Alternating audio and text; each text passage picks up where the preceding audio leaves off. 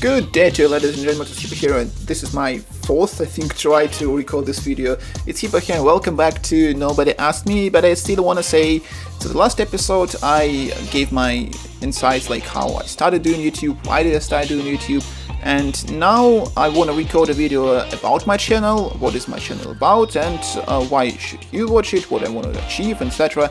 But before that, I want to show you my thoughts about YouTube in general, YouTube, Twitch, digital gaming content creation, like Let's Plays, etc. And I still want to improve my speech, my putting thoughts into words. So I wrote a little topics that I want to talk about, and I think it will go on smoothly, smoother than it was before, without any awkward sounds, trash sounds, or like awkward words in it. So I've been watching YouTube since way back then, for around 2007, 2008 I guess, and at first it was just like watching funny video clips, random stuff that people upload. Then a school friend showed me a funny moment of a gaming video of a Let's Play in my local language. There was a video, like a person was playing video game and commenting on it because he saw a funny translation of that video game on my local language, and my friend thought it was funny, and it really was funny. That's how I stumbled across Let's Plays. So at first I didn't get it, and I couldn't really enjoy the first video that I saw that my friend sent me, but then in a little recommendation tab I clicked on another video with like interesting thumbnail and an interesting description, and that's what put me in the Let's Play watching videos in general. That's basically how I started watching gaming content on YouTube. Back then YouTube was different. The algorithms make it so easy to find small creators, not just the big ones, I guess.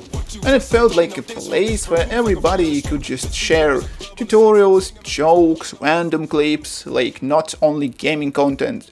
It was open, it was friendly, and it was just easy to discover new stuff in. As the gaming on YouTube grew, the first big names started appearing, like PewDiePie, Jacksepticeye, Tabascus. Later I discovered Markiplier, but there was the channel that I watched or I stumbled across. Maybe I watched somebody in my local language as well, but for the big names all over the world, I think I watched those that I mentioned above. So later at that time people began experimenting with the thumbnails. They started to put like mature content in it, just in a thumbnail, like just weird stuff, because people would definitely click on it, and at that time clickbaits and clicks, that was all what YouTube was about, because it didn't matter if someone watched your video or not, if someone watched for a second or just watched the whole video. A click pushes new content in the algorithm, and people start doing that stuff. Then later face cams also became a trend, because PewDiePie, I think, for me, was the first one who put it, because I thought PewDiePie did it first, but maybe there was another YouTuber that started to do that kind of stuff and put in some face cams in their videos, so I saw it in a PewDiePie horror game section, where he showed his live reaction to the horror games.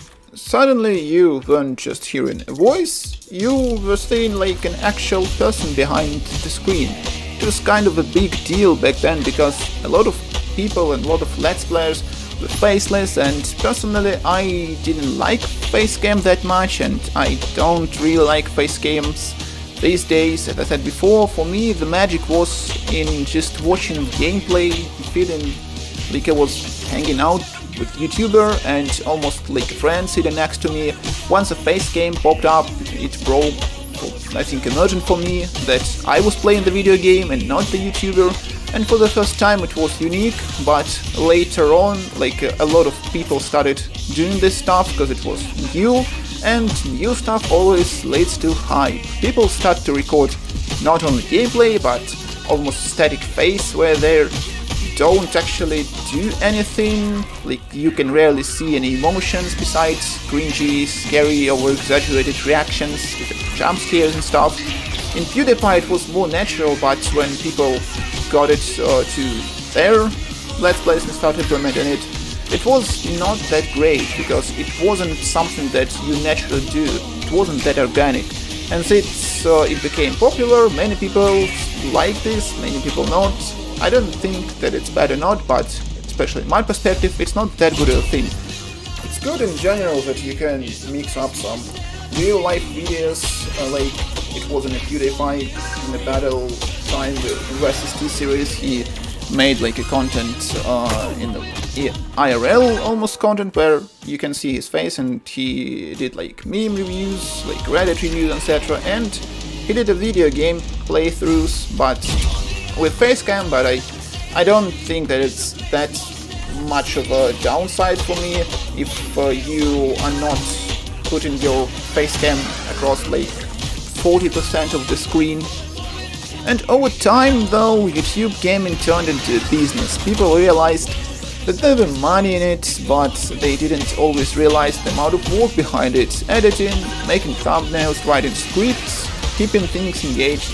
A good gaming video isn't just like a raw gameplay, it's a part of performance, almost like stand-up, I guess. You play, you comment, you tell your stories, you cut out boring stuff, or you keep like this boring stuff in, but you mix up with like comments, with like real stories that could cure your boredom of watching like the repetitive stuff.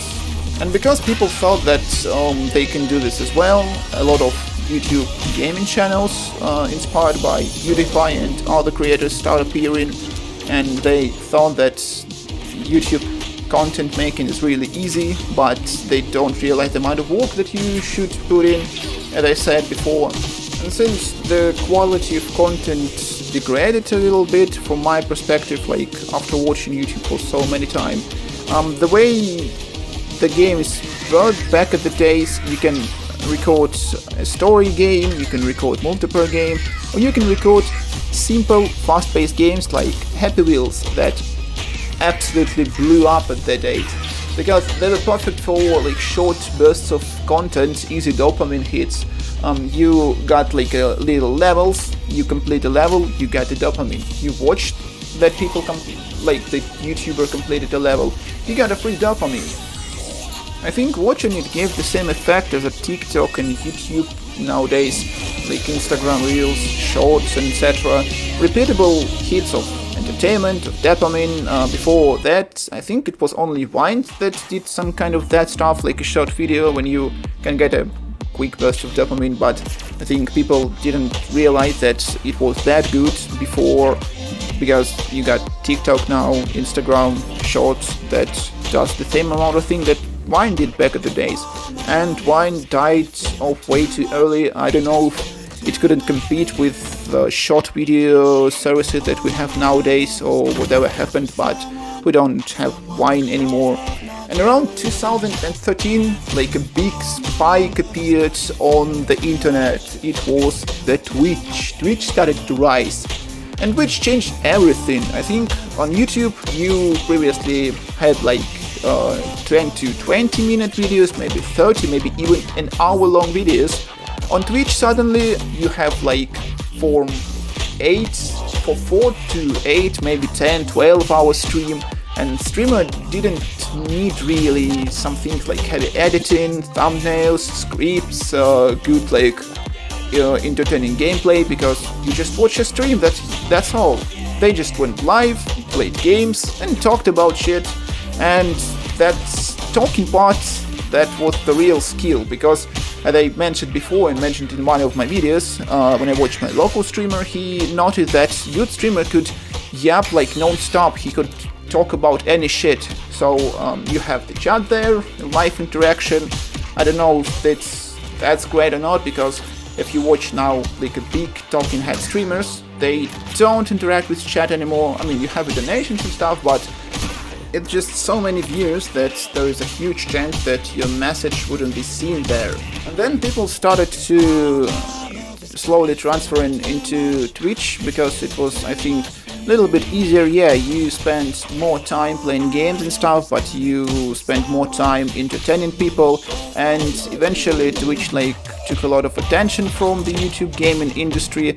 And when big streamers realized they could just like, cut their long streams into videos and upload them in YouTube, YouTube started to failing, I guess, because you have a lot of cheap, really low quality content, or like re-uploads of VODs, etc., instead of like polished Let's Plays. Sure, you have like a polished Let's Plays, a general Let's Plays channel on there, but I think people, in my opinion, would spend their time watching stream rather than watching YouTube, because you can just open a stream and play it in the background, and it's a way bigger amount of content that you can consume than watching like 1 or 2 YouTube videos and switching between them. And in my opinion, that's when the overall quality of gaming content on YouTube began to, I can say, drop, I guess, because you have now a huge amount of young YouTube channels, like the beginner one. I am, as the beginner YouTuber, joined a lot of Reddit communities when almost every day I saw like a new post that a person said, "Hey, I just started my YouTube gaming channel."